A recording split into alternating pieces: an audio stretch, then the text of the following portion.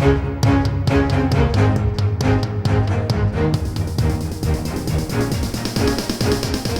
is the Washington Times front page for Tuesday, December 14th, 2021.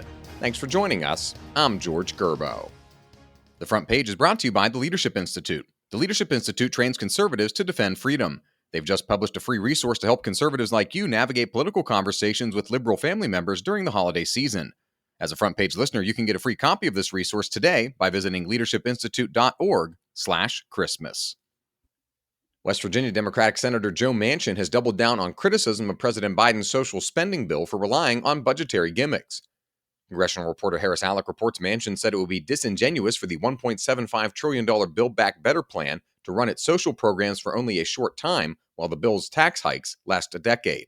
Congressional Democrats have kept down the cost of the package by limiting the lifespans of some of the more expensive programs, though the proposed benefits would be politically difficult to end once they're established.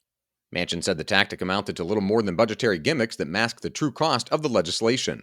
An analysis by the nonpartisan Congressional Budget Office found that if all the bill's proposed programs continue over the next 10 years, the cost will increase by $3 trillion to $4.75 trillion. Speaking of that bill, Carrie Murakami looks at some of the budgetary plans that are going into the healthcare aspects of the legislation.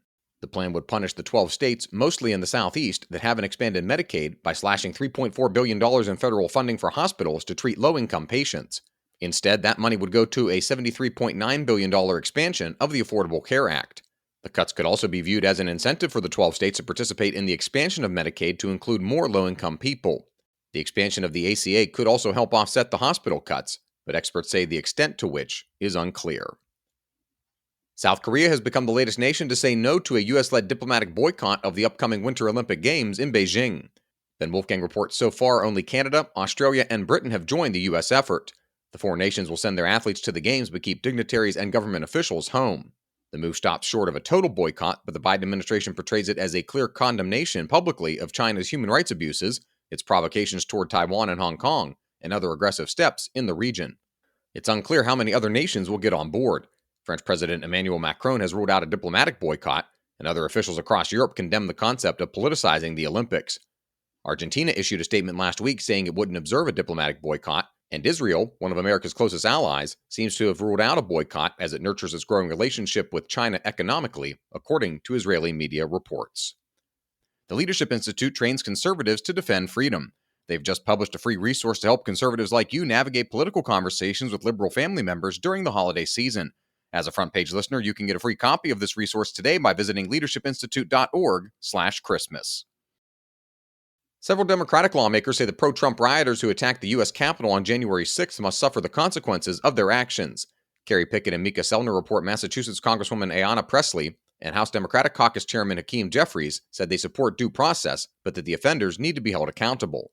The roughly 4 dozen defendants from the riots have been locked up without bail in the D.C. jail while awaiting trial.